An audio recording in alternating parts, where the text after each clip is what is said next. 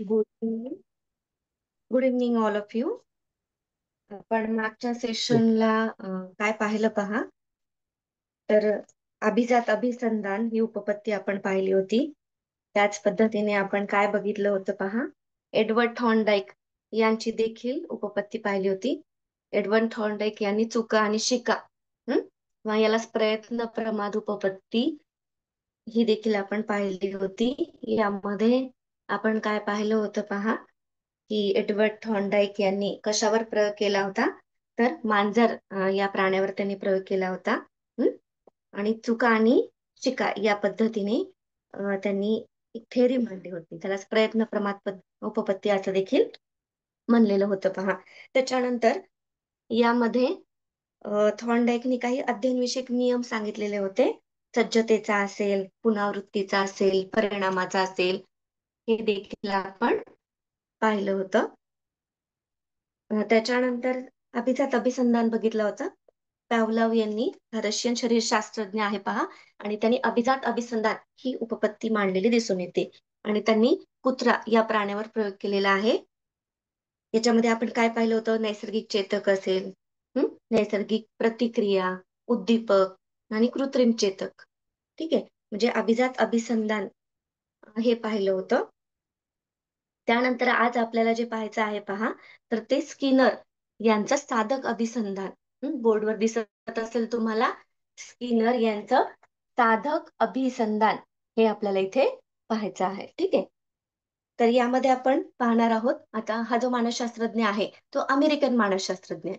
हे पण लक्षात ठेवायचं आहे, की कारण टीईटीला क्वेश्चन कसे येऊ शकतात. ठीक आहे, की म्हणजे कुठल्या देशाचा असेल, कोणत्या प्राण्यावर प्रयोग केलेला आहे, या संदर्भात देखील क्वेश्चन विचारू शकतात. तर थॉर्नडाईक आहे किंवा पॅव्लव आहे, हे कोणत्या देशाचे आहेत, हे जरी आपण थोडंसं डीप मध्ये केलं तर आपल्याला लक्षात येऊ शकतात. म्हणजे कशा प्रकारचे जरी क्वेश्चन आले तरी आपल्याला ते सांगता येऊ शकतात पहा. तर आता स्किनर नावाचा जो काही मानसशास्त्रज्ञ आहे पहा, तर तो आहे अमेरिकन मानसशास्त्रज्ञ आहे. आणि त्यांनी काय मांडलेलं आहे पहा, साधक अभिसंधान मांडलेलं आहे. आता पॅव्लव यांनी अभिजात अभिसंधान मांडलंय. याच्यामध्ये दोघांमध्ये कन्फ्युज होण्याची शक्यता असते. साधक अभिसंधान कोणी मांडलं आहे आणि अभिजात अभिसंधान कोणी मांडलंय, हे लक्षात ठेवा. तर स्किनर या मानसशास्त्रज्ञांनी साधक अभिसंधान हे मांडलेलं आपल्याला दिसून येतं. आता त्याच्यासाठी त्यांनी एक प्रयोग केलेला आहे पहा. आणि त्याद्वारे उपपत्ती ही मांडलेली आपल्याला दिसून येतो. आता त्यांनी दोन एक प्राणी आणि पक्षी याच्यावर प्रयोग केलेला आहे पहा. एक आहे कबूतर आणि दुसरा आहे उंदीर. असा त्यांनी या प्राण्यांवर आणि पक्ष्यावर त्यांनी काय केलेला आहे, प्रयोग केलेला आहे. तर तो आपण प्रयोग आता बघणार आहोत. ठीक आहे, तर आता स्किनर जो आहे तर त्यांनी काय केलं आहे, एक प्रयोग केला आहे पहा. त्या प्रयोगासाठी त्यांनी काय केलं पहा, की स्किनर बॉक्स, त्याला स्किनर पेटी असं देखील म्हणलं जातं. स्किनर बॉक्स हा तयार केलेला आहे आणि त्याच्यामध्ये त्यांनी प्रयोग केलेला दिसून येतो पहा. आता त्याच्यामध्ये काय केलंय त्यांनी, की एक स्किनर बॉक्स घेतला आहे आणि किंवा पेटी घेतली आहे. ठीक आहे, आणि त्याच्यावर काय केलेलं आहे, एका फळीवर त्यांनी दोन वर्तुळ काढली आहेत पहा. एक पांढरं वर्तुळ आणि एक काळे. ठीक आहे, पांढऱ्या रंगाचं आणि काळ्या रंगाचं. आणि एका कबुतराला त्यांनी काय केलं आहे, त्या स्किनर बॉक्समध्ये किंवा स्किनर पेटीमध्ये सोडलेलं आहे पहा. ठीक आहे, आणि आता प्रयोग असा केलाय त्यांनी, की कबूतर काय करतं, तर चोच मारतं, तुम्हाला सगळ्यांनाच माहिती. तर त्याप्रमाणे कबूतर, आता त्याला एक कंडिशन त्यांनी ठेवली आहे. कुठली, तर त्यांनी जर पांढऱ्या त्या वर्तुळावर जर त्यांनी चोच मारली तरच त्याला दाणे मिळत असे खाण्यासाठी. ठीक आहे, असा त्याचा एक प्रयोग होता पहा. इतरत्र जर त्याने चोच मारली तर त्याला दाणं मिळत नसे खायला. म्हणजेच त्यांनी कुठे चोच मारायला आवश्यक आहे, तर जो काही पांढऱ्या रंगाचं वर्तुळ आहे पहा, त्याच्यावर चोच मारणं ही आवश्यक आहे. जर तिथे चोच मारली तरच त्याला खायला दाणे मिळत असते. मग आता पहिल्यांदाच तो फक्त पांढऱ्या ह्याच्यावर मारेल असं नाही ना, तो इतरत्र कुठेही चोच मारू शकतो. बरोबर आहे. पण जेव्हा त्याचा पांढऱ्या वर्तुळावर चोच मारतो आणि जेव्हा त्याला दाणे खायला मिळत असतात, मग हे शिकतो. आणि काही वेळाने काय होतं, की त्याच्या असं लक्षात येतं, की आपल्याला काय होतं, की इतरत्र चोच मारल्यानंतर आपल्याला ही दाणे मिळत नाही, की आपल्याला काय करावं लागतं, तर पांढऱ्या वर्तुळावर जर आपण चोच मारली तर आपल्याला दाणे मिळतात. तर ही कृती त्यांनी वारंवार केल्यानंतर काय केलं पहा, त्याच्या हे लक्षात आलं. आणि मग पुढे तो जाऊन काय करू लागला, तर तो पांढऱ्या वर्तुळावर चोच मारू लागला आणि दाणे हस्तगत करू लागला पहा. ठीक आहे. म्हणजेच दाणे मिळवण्यासाठी काय केलं, की नेमक्या पांढऱ्या वर्तुळावर चोच मारणं आवश्यक आहे. ही गोष्ट तो शिकला पहा. ठीक आहे. आता त्याच्यानंतर पुढे जाऊन अजून थोडंसं क्रिटिकल त्यांनी केलेलं आहे, की काय केलंय स्किनरनी, एक लाल दिवा आणि हिरवा दिवा तिथे जोडला. हं. आता जेव्हा लाल दिवा लागत असे आणि पांढऱ्या वर्तुळावर जर तो चोच मारत असे, तर तेव्हा त्याला दाणे मिळत नसे खायला. तर काय करावं लागत असं, हिरवा दिवा लागल्यानंतर आणि त्यांनी पांढऱ्या वर्तुळावर जर टोच मारली, तरच त्याला दाणे मिळत असते. ही अजून एक त्यांनी काय कंडिशन तिथे ठेवली होती पहा. हे देखील काय केलं त्या कबुतराने, ह्या देखील गोष्टी शिकल्या. म्हणजेच लाल म्हणजे लाईट लागली, तर त्याला आणि त्याने चोच मारली, तर त्याला दाणे हे खायला मिळत नसते. तर हिरवी लाईट लागल्यानंतर त्याने पांढऱ्या वर्तुळात चोच मारल्यानंतरच त्याला दाणे मिळत असते पहा. ही गोष्ट वारंवार केल्यामुळे काय होते पहा, हं? ही वारंवार केल्यामुळे त्याच्या लक्षात आल्या, ही गोष्ट शिकली पहा त्यांनी. आणि मग काय करू लागले पहा, तर तो काय केलं आत्मसात त्यांनी आपल्याला दिसून येते, की म्हणजे हिरवी लाईट लागल्यानंतर पांढऱ्या वर्तुळात चोच मारल्यावर त्याला खायला मिळू लागलं. ही गोष्ट त्यांनी अवगत केलेली दिसून येते पहा. ठीक आहे. आता त्याच्यानंतर अजून एक त्यांनी प्रयोग केलेला आहे. तर तो प्रयोग कोणता आहे? तर उंदीर या प्राण्यावर त्यांनी काय केलेलं आहे पहा, प्रयोग केलेला आपल्याला दिसून येतो. त्याच्यासाठी देखील असंच केलंय, स्किनर बॉक्स केलेला आहे आणि एक कळ असते दाबलेली. म्हणजे या संदर्भात त्यांनी उंदरावर देखील असाच त्यांनी प्रयोग केलेला आपल्याला दिसून येतो पहा. तर याच्यामध्ये एक आवाज केला जाईल आणि पेटीमध्ये कळ असते. तर ती कळ दाबल्यानंतरच त्याला खायला मिळत असते. अशी त्यांनी व्यवस्था ही उंदराच्या संदर्भात देखील असाच प्रयोग त्यांनी केला होता. मग हळू देखील उंदीर काय करतो, की म्हणजे आधी जसं मांजर इतरत्र पळत असतो, तसंच उंदीर देखील म्हणजे पहिल्यांदा लक्षात येत नसतं ना, पण जेव्हा वारंवार त्यांच्याकडं क्रिया घडली जाते, तर तेव्हा उंदीर देखील शिकतो, की काय की कळ दाबल्यानंतरच त्याला हे खायला भेटत असतात अन्नपदार्थ. ही गोष्ट उंदीर शिकतो. तर असे सारखे किंवा वारंवार प्रयत्न घेतल्यानंतर इतरत्र त्याच्या हालचाली कमी होतात आणि काय करतो शेवटी कळ दाबून उंदीर हा अन्न किंवा जे काही खायला ठेवलेलं आहे ते हस्तगत करत असतो पहा. त्याच्यानंतर त्याला काय केलं पहा, की आवाज केला जाईल आणि आवाज केल्यानंतर कळ दाबल्यानंतरच त्याला अ, अ, जे काही अन्नपदार्थ आहे तर ते खायला भेटत असते. तर अशा स्वरूपामध्ये हा प्रयोग स्किनर यांनी केलेला आहे पहा. तर याच्यामध्ये आपण काय म्हणू शकतो, की विशिष्ट उद्दिष्टासाठी जेव्हा एखादी क्रिया साधन म्हणून उपयोगी पडते, तेव्हा ती क्रिया साधनीभूत झाली असं म्हणता येईल. म्हणजेच काय, की जेव्हा कबुतराला किंवा उंदराला असेल, एखादी गोष्ट जर त्याने शिकली, व्यवस्थितपणे पार पाडली, तरच त्याला काय मिळत असेल, पारितोषिक म्हणून जे काही अन्नपदार्थ किंवा दाणे हे स्वरूपात मिळत असेल. तर यामध्ये महत्त्वाची अशी गोष्ट काय सांगितली आहे पहा, की योग्य ती प्रतिक्रिया करणंही आवश्यक आहे. म्हणजे पांढऱ्या पडद्याला किंवा पांढऱ्या ह्याला जर त्यांनी चोच मारली तरच अन्नपदार्थ किंवा दाणे मिळत असते. ही गोष्ट म्हणजे योग्य प्रतिक्रिया दिल्यानंतरच त्याला खायला मिळत असते. ही प्रतिक्रिया ही अ, कबूतर किंवा उंदीर असेल ही त्यांनी शिकलेली आहे. तर त्याच्यामुळे त्याला अन्नपदार्थ मिळालेला आपल्याला दिसून येतं पहा. हं. तर यामध्ये आपण साहचर्य पद्धतीचा आपण अभ्यास केलेला आहे पहा. ठीक आहे. म्हणजे स्किनर असेल किंवा पॅवलॉव असतील, तर यांनी सा साधक अभिसंधान असेल किंवा अभिजात अभिसंधान असेल, तर साहचर्य हे उपस्थित असतं, तर त्याच्यामुळं अध्ययन घडत असतं, असं यांचं म्हणणं असलेलं आपल्याला दिसून येतं पहा. लक्षात आलं असेल स्किनर आणि स्किनरचं म्हणणं. त्याच्यानंतर आपल्याला नेक्स्ट थेअरी जी काही बघायची आहे, तर ती देखील आपण पाहूया. आणि या संदर्भात कोणत्या स्वरूपाचे क्वेश्चन आन्सर येतात, ते जर पाहायचे असेल तर आपण ते देखील पाहूया पहिल्यांदा. क्वेश्चन कसे विचारले जातात ह्या थेअरीच्या संदर्भात. साधक अभिसंधान ही उपपद. म्हणजे तुमच्या लक्षात येईल की कशा प्रकारचे आपल्याला प्रश्न विचारले जातात. ठीक आहे.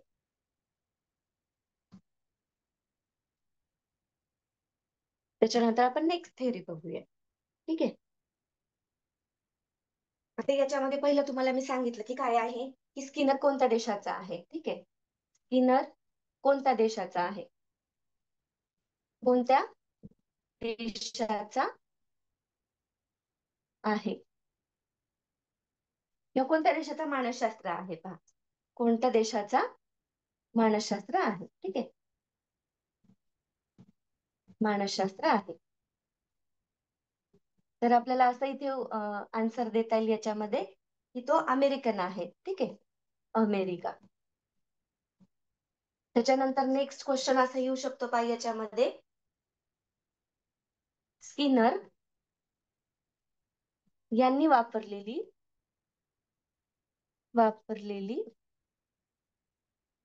विशेष पेटी, हं? विशेष पेटी ही कोणत्या नावाने ओळखली जाते, ही कोणत्या कोणत्या नावाने ओळखली जाते. ठीक आहे,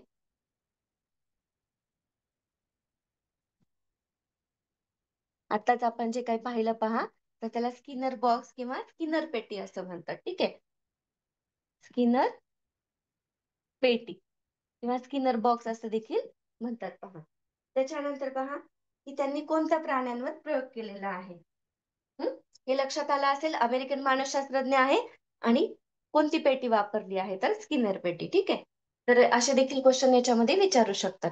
त्याच्यानंतर नेक्स्ट क्वेश्चन आहे पहा, तर तो आहे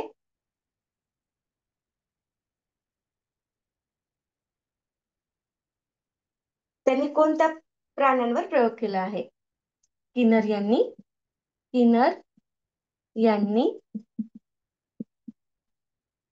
साधक अभिसंधानामध्ये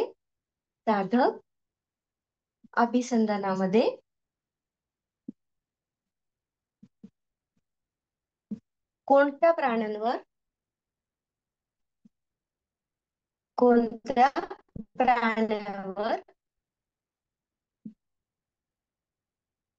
व पक्षावर प्रयोग केला आहे. ठीक आहे, तर काय सांगू शकतो आपण याच्यामध्ये, की प्राणी कोणता आहे, तर उंदीर. हा, इथे कुठला मांजर देऊ शकतात किंवा कुत्रा देऊ शकतात. ठीक आहे, आणि दुसरा पक्षी कुठला आहे, कबूतर. हा देखील क्वेश्चन होऊ शकतो, असे क्वेश्चन आपल्याला विचारू शकतात पहा. त्याच्यानंतर आणखीन आपल्याला सांगता येतं पहा, फोर्थ आहे साधक अभिसंधानात साधक अभिसंधानात साधक अभिसंधानात पहा, शिकणे कोणत्या आधारावर घडते. शिकणे कोणत्या कोणत्या आधारावर घडते पहा.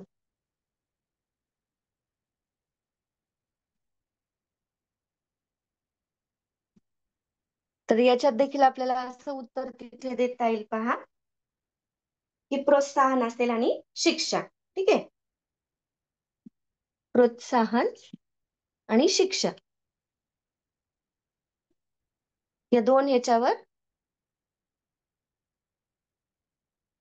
ठीक आहे, साधक अभिसंधान हे याचा अध्ययन घडत असतं पहा. ठीक आहे, याच्यानंतर अजून काही क्वेश्चन दिले जातात पहा, की कोणता आहे याला स्किनरचा प्रयोग कोणत्या प्रकारच्या अभिसंधानावर आधारित आहे, हा देखील क्वेश्चन होऊ शकतो. तर साधक अभिसंधान यावर आधारित हा प्रयोग आहे, असे देखील आपल्याला क्वेश्चन याच्यामध्ये विचारले जाऊ शकतात पहा. ठीक आहे, तर आता यामध्ये आपण काही पुढचा जो काही बघणार आहोत, तर त्याला कोहलरची उपपत्ती असं म्हणायचंय पहा. ठीक आहे, कोहलर या मानसशास्त्रज्ञांनी उपपत्ती मांडलेली दिसून येते. तर याला समष्टीवादी उपपत्ती, हं? समष्टीवादी उपपत्ती. नेक्स्ट आहे पहा समष्टीवादी उपपत्ती. याला समाकारवादी उपपत्ती असं देखील म्हणलं जातं. समाकारवादी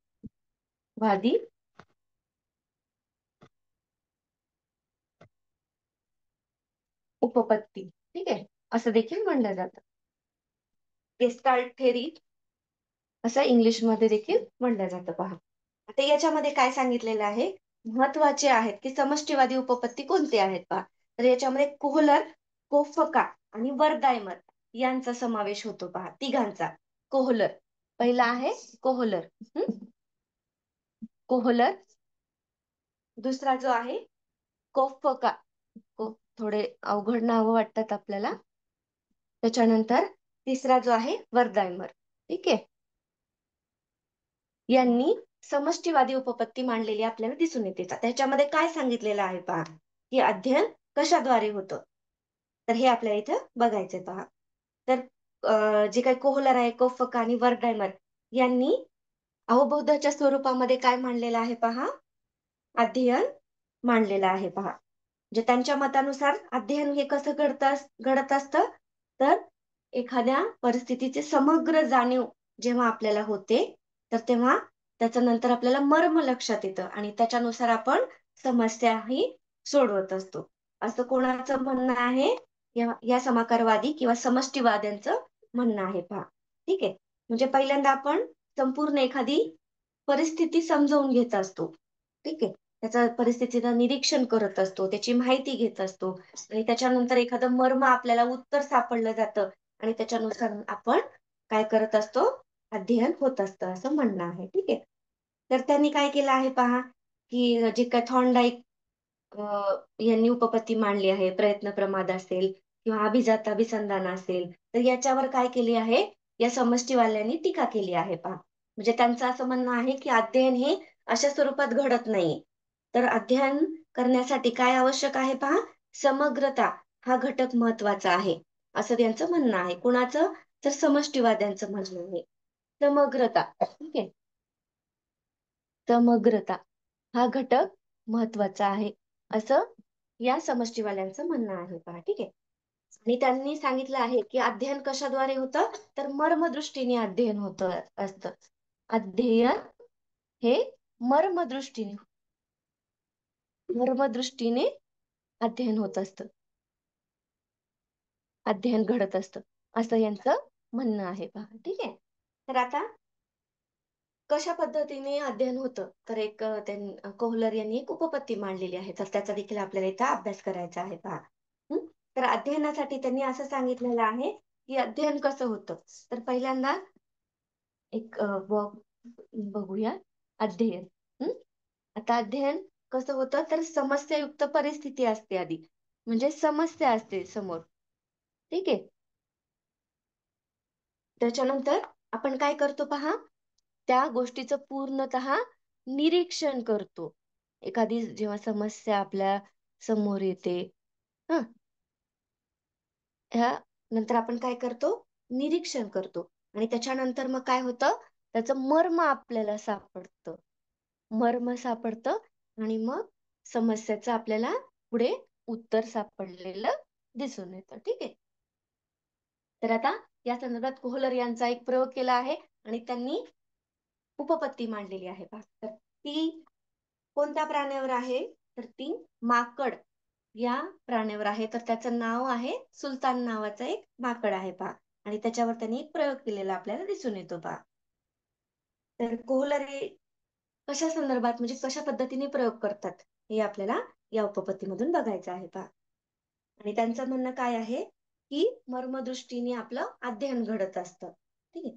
तर आता या प्रयोगामध्ये काय केलेलं आहे, त्यांनी एक सुलतान नावाचं एक म्हणजे माकड निवडलेलं आहे. ठीक आहे, किंवा चिंपांझी आहे आणि त्याच्यावर त्यांनी एक प्रयोग केलेला दिसून येतो पहा. तर त्या प्रयोगामध्ये काय केलं आहे, की एका उंच छताला त्यांनी केळीचा घट टांगलेला आहे पहा आणि त्याच्या खाली चिंपांझी ठेवलेला आहे आणि त्याच्या हाताला येणार नाही असा तो घट ठेवलेला आहे पहा, केळीचा. आणि त्याला जो काही चिंपांझी आहे किंवा सुलतान नावाचं जे काही माकड आहे पहा, तर त्याला म्हणजे एक अट अशी ठेवली आहे, की तो भुकेला आहे. ठीक आहे. तरच तो केळी मिळवण्यासाठी प्रयत्न करेल. जर त्याला म्हणजे भुकेला नसेल, तर तो प्रयत्न करेल का? नाही. तर त्याने अशी कंडिशन ठेवली, की तो भुकेला ठेवलेला आहे पहा. ठीक आहे. आणि त्याच्यामध्ये 2-3 खोके देखील असे ठेवून दिलेले आहेत. इतरत्र ठेवलेले आहेत. मग आता जेव्हा चिंपांझी मध्ये जातो आणि केळीचा घड बघत असतो, मग तेव्हा काय होतं की इतरत्र तो परिस्थिती बघतो की काय आहे, म्हणजे घट तर ठेवलेला आहे, आता तो केळीचा घड कशा पद्धतीने हस्तगत करायचा आहे. मग त्याला ती एक दोन खोकी दिसतात पहा, आणि मग तो केळीचा घड जिथं ठेवले आहे त्याच्या खाली काय करतो, जे काही बॉक्सेस ठेवलेले आहेत, खोके ठेवलेले आहेत, तर तो खोके तिथं ठेवतो आणि केळी केळी मिळवण्याचा तो प्रयत्न करतो पहा. ठीक आहे. मग अशा पद्धतीने पहिला प्रयोग त्याचा होतो. त्याच्यानंतर आणखीन जो काही केळीचा घड आहे, तर तो थोडा उंच ठेवला ठेवला जातो पहा. म्हणजे आधीची जी काही कंडिशन होती, की खोकी खोके ठेवून त्यांना केळीचा घड हस्तगत केला. त्याच्यानंतर दुसऱ्यांदा प्रयोग केला पहा. तर त्याच्यामध्ये काय होतं, की अजून थोडासा जो केळीचा घड आहे थोडा उंचवर ठेवला जातो पहा. आणि मग इकडे-तिकडे बघतो तो चिंपांझी नावाचा जो काही माकड आहे, तर तो इतरत्र बघतो, निरीक्षण करतो आणि मग जी 2 खोकी असतात ती एकमेकांवर ठेवतो आणि उडी मारून तो केळीचा घड हस्तगत करण्याचा प्रयत्न करतो. ठीक आहे. मग अशा रीतीने म्हणजे त्याच्या असं लक्षात येतं, की यांचं म्हणणं काय आहे, की निरीक्षणाद्वारे म्हणजे परिस्थितीने निरीक्षण करतात आणि त्याच्यातून त्याला काय होतं, एक मर्म सापडतो. हां, त्या प्रश्नाचं उत्तर सापडतं आणि त्याच्यानंतर त्याचं अध्ययन घडतं, असं यांचं म्हणणं आहे. त्याच्यानंतर आणखीन एक तिसरा प्रयोग त्यांनी त्याच्यावरच केला आहे पहा, सुलतान नावाच्या माकडावर. तर तो केळीचा घड आहे, तो आणखीन थोडासा वर ठेवला आहे पहा, की त्याच्या हाताला येऊ नये म्हणजे बॉक्स ठेवले तरीही.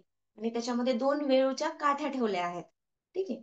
मग आता तो जेव्हा बघतो इतरत्र पाहतो, तर त्याला ते काठ्या दिसतात. मग एक काठी लावून पाहतो, तर त्याच्या हाताला ते येत नाही. मग तो काय करतो, की दोन्ही काठ्या एकमेकांमध्ये जोडतो आणि उंच काठी तयार करून तो केळीचा घड खाली काढतो पहा.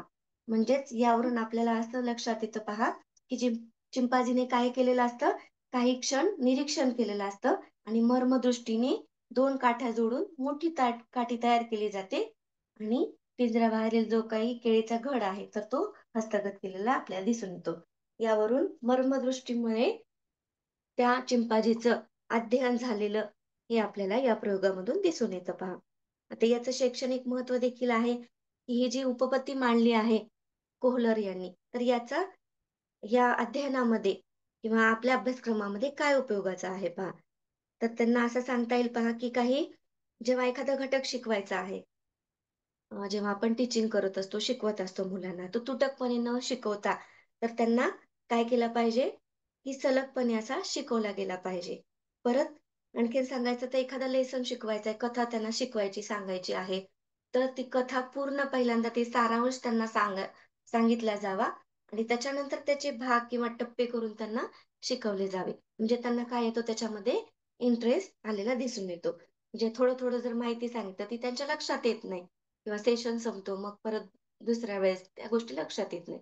परंतु त्यांना जर जेव्हा तुम्ही शिकवायच्या आधी जर त्यांना एखाद्या लेसनचा सारांश सांगितला, की या लेसनमध्ये काय-काय शिकवायचं आहे आपल्याला, हं, तर त्यांना थोडीशी कल्पना येते आणि त्याच्यानुसार मग ते अटेन्शन त्याच्यामध्ये देऊ शकतात.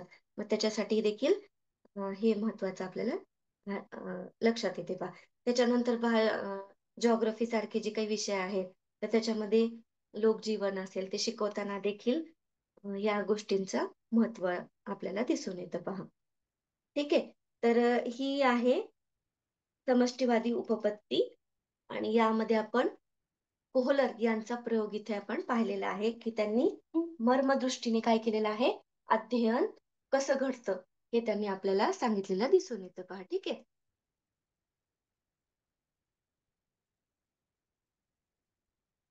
तर आपण याचे काही क्वेश्चन आपण पाहणार आहोत पहा.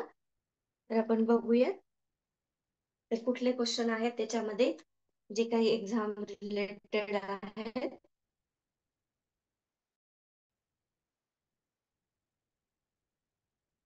आता याचे समष्टीवादी उपपत्तीचे प्रवर्तक कोण आहेत? पहिला जो काही तुम्हाला सांगितलेला आहे पहा.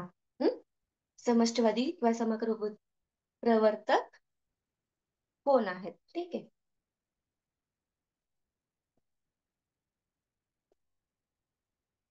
प्रवर्तक कोण? तर या संदर्भात इथं आन्सर आहे पहा, की कोहलर आहे, कोप्फका आहे आणि वर्धायमर. ठीक आहे. हे काय आहेत? या समष्टीवादी उपपत्तीचे प्रवर्तक असलेले आपल्याला दिसून येतात पहा. त्याच्यानंतर कोहलर यांच्या प्रयोगात वापरलेले माकड कोणत्या नावाने ओळखले जाते? तर इथंच दिलं आहे पहा, की त्याचं काय नाव आहे? सुलतान नाव आहे. ठीक आहे. जे काही माकडावर ह्यांनी प्रयोग केलेला आहे, तर त्याचं नाव काय आहे? असा क्वेश्चन येऊ शकतो पहा. कोहलर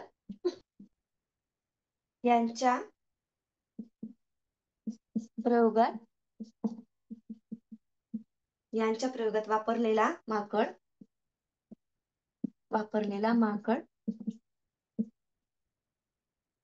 कोणत्या नावाने ओळखला जातो? ठीक आहे. कोणत्या नावाने ओळखला जातो?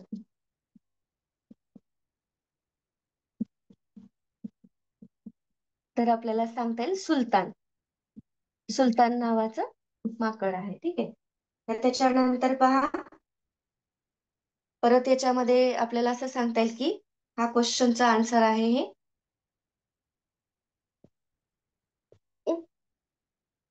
कोहलर यांच्या मते शिकणे कोणत्या प्रक्रियेद्वारे घडते? हं? कोहलर यांच्या मते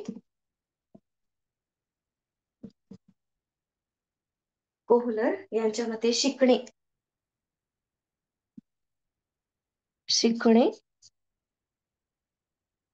कोणत्या प्रक्रियेद्वारे घडते? कोणत्या प्रक्रियेद्वारे घडते पहा. तर खालचा जो काही क्वेश्चन आहे, हे खालचं जे आन्सर आहे, अध्ययन मर्मदृष्टीने अध्ययन घडते पहा. ठीक आहे. अध्ययन कोणत्या ह्यानी मर्मदृष्टीने अध्ययन ही घडते. ठीक आहे. त्याच्यानंतर आणखीन एक क्वेश्चन पाहू पहा. शेवटचा प्रश्न आहे, गेस्टाल्ट मानसशास्त्रानुसार हा देखील आहे महत्वाचा.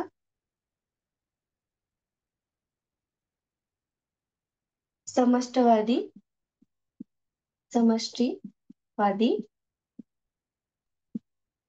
मानसशास्त्रानुसार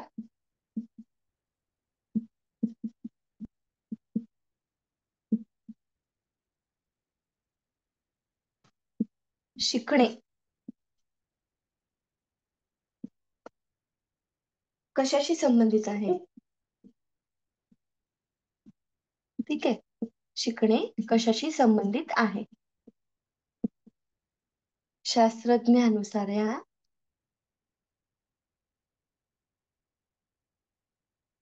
कशाशी संबंध आहे? तर संपूर्ण रचना समजणे. ठीक आहे. काय सांगता येईल? संपूर्ण रचना म्हणजे समग्रवादी. ठीक आहे. समग्रपणे समजणे किंवा संपूर्ण रचना समजणे ही महत्वाचे आहे याच्यामध्ये. तर म्हणजे जेव्हा आपल्याला परिस्थितीचं पूर्ण ज्ञान होईल, तर तेव्हाच आपल्याला एखादा मर्म सापडेल, म्हणजे त्या प्रश्नाचं उत्तर सापडेल आणि त्याच्यानुसार मग आपण अध्ययन घडतं, असं समष्टीवाद्यांचं म्हणणं असलेलं आपल्याला दिसून येतं. म्हणजे ह्यांनी विरोध कोणाला केलेला आहे पहा, की थॉर्नडाईक यांना, म्हणजे त्यांनी प्रयत्न प्रमात उपपत्ती मांडली आहे त्यांना, साधक अभिसंधान किंवा अभिजात अभिसंधान यांना त्यांनी काय केलेलं आहे पहा, यांच्यावर त्यांनी टीका केली आहे. म्हणजे त्यांचं असं म्हणणं आहे की अध्ययन हे मर्म दृष्टीनेच घडत असतं, असं याचं म्हणणं आहे. कोणाचं? या समष्टीवाल्यांचं. ठीक आहे. याच्यामध्ये कुठले येतात पहा, कोलर, कोफका आणि वर्धायमर. ठीक आहे. तर आता यानंतर आपल्याला नंतरची एक थेअरी बघायची आहे, तर ती असणार आहे ब्रुनर यांची theory आपण पाहणार आहोत. ब्रुनर काय म्हणतात पहा. जेरोम ब्रुनर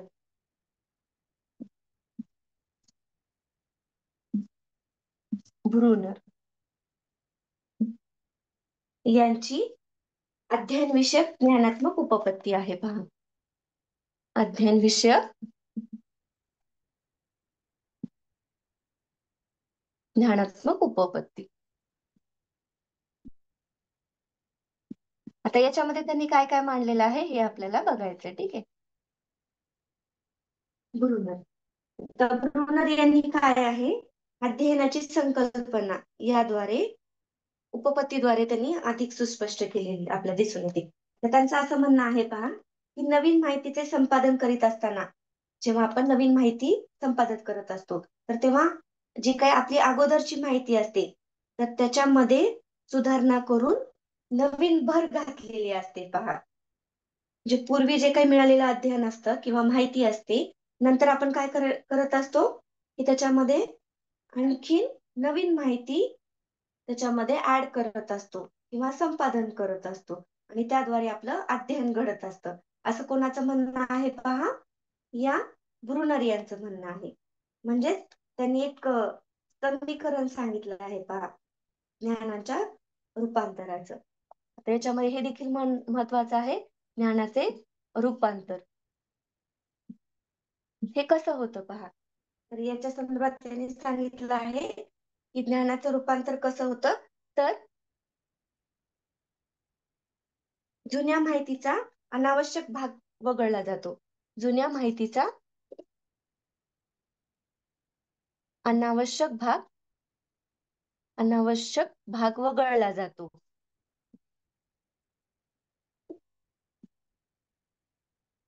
वगळला जातो. आणि याच्यामध्ये काय केलं जातं पहा, नवीन ऍड काय केलं जातं, तर नवीन माहितीचा आवश्यक भाग समाविष्ट केला जातो. नवीन नवीन माहितीचा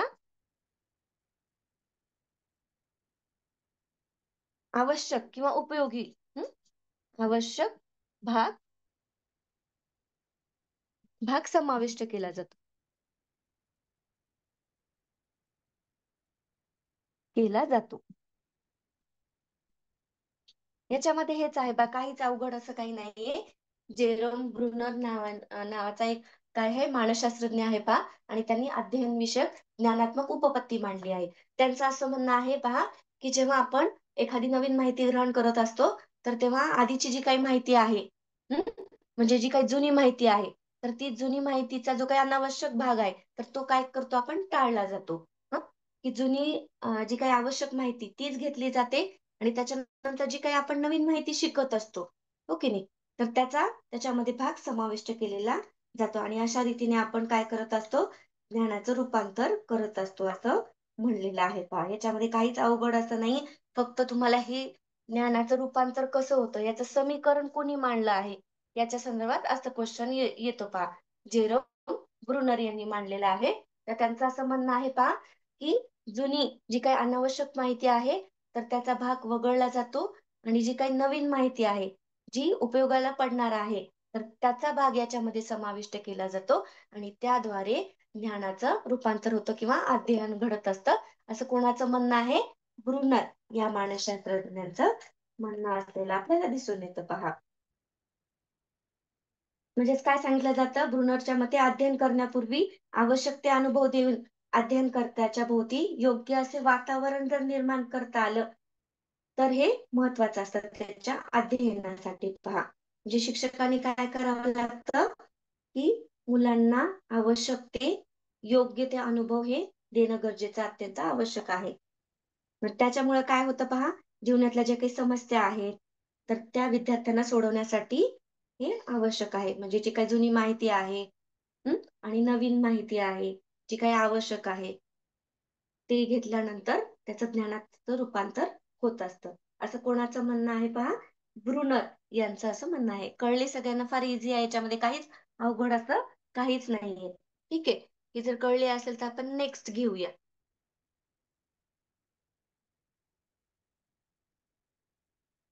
आता याच्यामध्ये आपल्याला बांदुरा यांची उपपत्ती पाहायची आहे, महत्वाची. ही सगळ्यांना कळाली असेल, ब्रुनर यांची. याच्यामध्ये फक्त जुनी माहितीचा अनावश्यक जो काही भाग आहे तो वगळला जातो आणि नवीन माहितीचा आवश्यक भाग हा घेतला जातो आणि त्याद्वारे अध्ययन होत असतं, असं यांचं म्हणणं आहे, जेरोम ब्रुनर यांचं. ठीक आहे. तर त्याच्यानंतर आपण नेक्स्ट थेरी बघणार आहोत. त्याच्यानंतर क्वेश्चन आन्सर बघूयात आपण मग या संदर्भातचे. हम्म? आता बांदुरा यांची उपपत्ती आपल्याला बघायची आहे, की बांदुरा यांनी काय सांगितलेलं आहे पहा.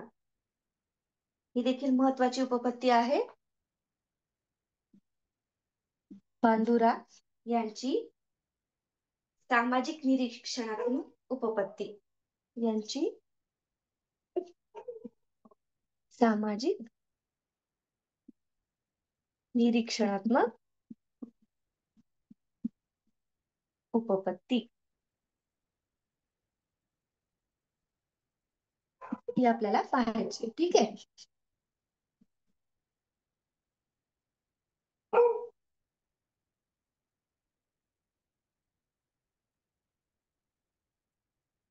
आता याच्यामध्ये काय आहे? हं? एवढे तर उपपत्ती बांदुरा झाले की मॅडम हा एक थांबूयात हा. बरोबर, 10:30 ठीक आहे. झाले ते एवढे उपपत्ती झाले की थांबूयात, मला सांगा नंतर. बरोबर, ठीक आहे, चालेल. आता बांदुरे यांची सामाजिक निरीक्षणात्मक उपपत्ती, तर याच्यामध्ये तुम्हाला असं लक्षात आलं असेल पहा, की महत्वाचं ह्याच्यामध्येच दिलेलं असतं पहा, सामाजिक आणि निरीक्षण म्हणजे अध्ययन जे काही आहे तर ते कशाद्वारे होत असतं पहा, निरीक्षणाद्वारे होत असतं. असं सिंपल असं या theory आपल्याला उत्तर देता येतं पहा. बांदुरा काय आहे? निरीक्षणाद्वारे अध्ययन घडत असतं. तर आता याच्यामध्ये त्यांनी काय सांगितलेलं आहे पहा, जे काही महत्वाचे मुद्दे आहेत ते देखील आपण इथं बघणार आहोत. तर पहिला जो मुख्य मुद्दा आहे तर निरीक्षणातून शिकणे. हं? निरीक्षणातून शिकणे, तेच तुम्हाला सांगितलं मी आता, की काय आहे, की जे काही अध्ययन घडत असतं ते व्यक्ती किंवा विद्यार्थी असेल किंवा लहान मुलं असेल तर ते निरीक्षणाद्वारे शिकत असतं पहा. तर माणूस जो काही इतरांचं वर्तन त्याचं निरीक्षण करतो. तर उदाहरणार्थ असेल की पालक असेल, शिक्षक असेल किंवा टीव्हीवरील एखादं किंवा एखाद्याचा रोल मॉडेल असतो पहा. त्याद्वारे त्याचं निरीक्षण करून लहान मुलं असेल किंवा एखादा व्यक्ती असेल तर तो काय करत असतो? शिकत असतो. निरीक्षण.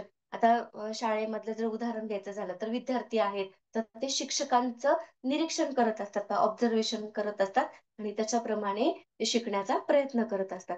जे यांचं असं म्हणणं आहे की एक रोल मॉडेल स्वरूपात अध्ययन हे घडत असतं. म्हणजे निरीक्षणातून जेव्हा समाजामध्ये वावरत असताना, ठीक आहे, ज्या व्यक्तीशी ज्या म्हणजे अनुभवाद्वारे असेल किंवा निरीक्षण करून हा व्यक्ती असेल, लहान मूल असेल, हे स्वतःमध्ये बदल करत असतो. त्याद्वारे अध्ययन करत असतो. नवीन काही गोष्टी शिकत असतो. मग त्याच्यासाठीच असं म्हणतात, की एखादा लहान मूल जेव्हा शिकत असतो, तर त्यांच्या समोर चांगले संस्कार असावे. कारण का? तर तो बघून निरीक्षण हा करत असतो. आता लहान भाऊ असेल, मोठ्याने जसं वागतो तसं तो निरीक्षण करून त्याच्यासारखंच वागत असतो पहा. यावरून आपल्याला असं लक्षात येतं, की निरीक्षणाद्वारे काय केलं जातं पहा, की अध्ययन घडत असतं किंवा व्यक्ती हा शिकत असलेलं आपल्याला दिसून येतं पहा. त्याच्यानंतर आपल्याला असं मॉडेलिंग हा देखील दुसरा महत्वाचा आहे. मॉडेलिंग, तर याच्याद्वारे देखील आपल्याला काय सांगता येतं, की व्यक्ती हा शिकत असतो. एखादा मॉडेल म्हणजे त्यांनी ठरवलेला असतो, एक आदर्श व्यक्ती आहे. हं? त्याचं जसं अनुकरण तो करण्याचा प्रयत्न करत असतो.